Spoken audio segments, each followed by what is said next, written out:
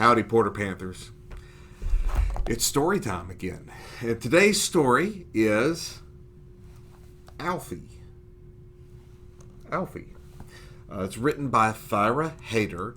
She also has an interesting author's note in the back of the book.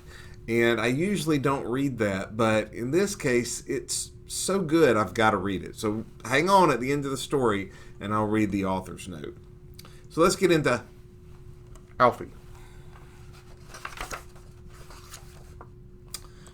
Alfie, the Turtle That Disappeared by Thyra Hayter. On my 6th birthday, I got Alfie. The lady at the store said he looked about 6, too. We were 6 together. At home, on my carpet, he stood very still. I introduced him to everyone. I taught him my wiggle dance and made him presents. But he didn't seem to notice. I showed him my costumes and wrote him songs. Mostly, he stayed inside his shell.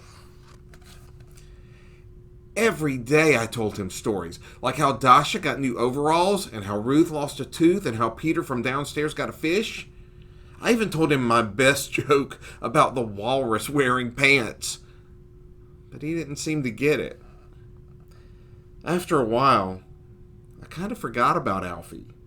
He didn't do much. Well, until the morning of my 7th birthday, when he disappeared.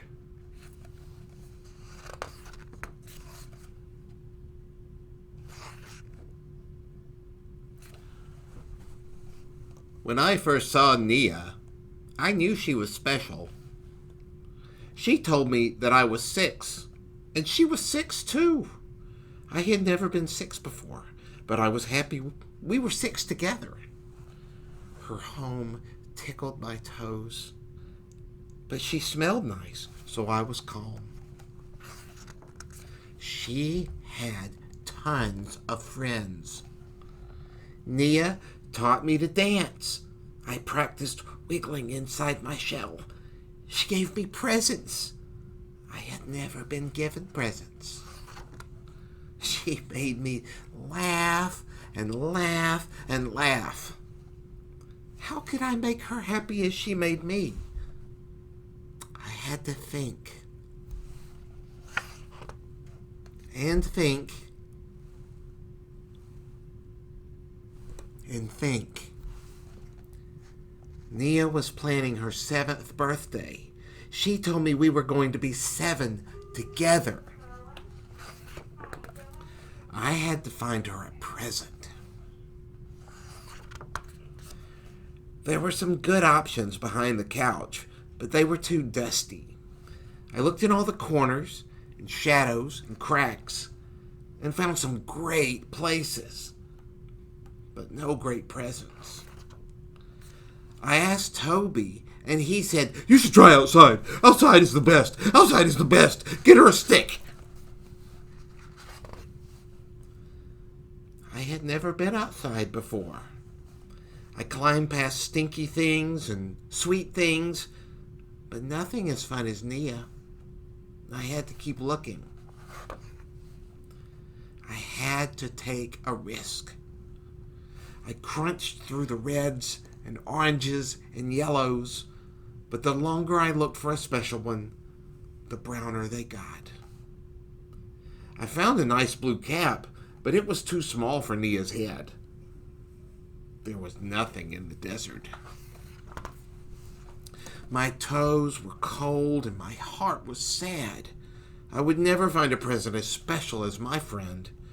The snail said all I needed was a good rest. He knew the perfect place for me to nap.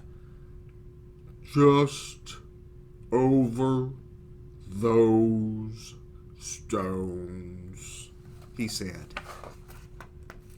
So I napped. And napped. And napped. When I woke up, I felt better. I asked the fish for help, and she showed me the things that had fallen to the bottom. And then I saw it. looked just like something Nia would love. I had to rush to the party. When I finally got over the rocks, the snail said, "That was fast." I was right on time. There she was.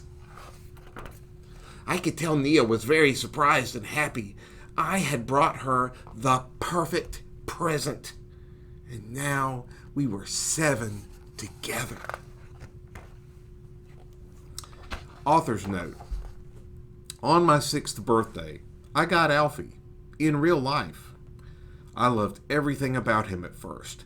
I made him food he didn't eat and mazes he didn't run, and, well, I eventually lost interest. I lost interest for about 20 years. But then one evening, as an adult, I decided to follow Alfie around the house. I watched as he stuck his head in slippers and scratched his back on the radiator, and I became fascinated again. The lucky thing about turtles is their lifespan is long enough for you to fall back in love with them. I watched my little niece Nini become obsessed with Alfie, and the year after that, I met my friend Nia, whose turtle, Max, is constantly escaping, and the story started to fall in place. This book is dedicated to Nini and Nia, to my wonderful agent, Stephen Barr, who believed in this book from the beginning, and to my mom for taking such good care of Alfie all these years, even when I wasn't paying much attention. The end.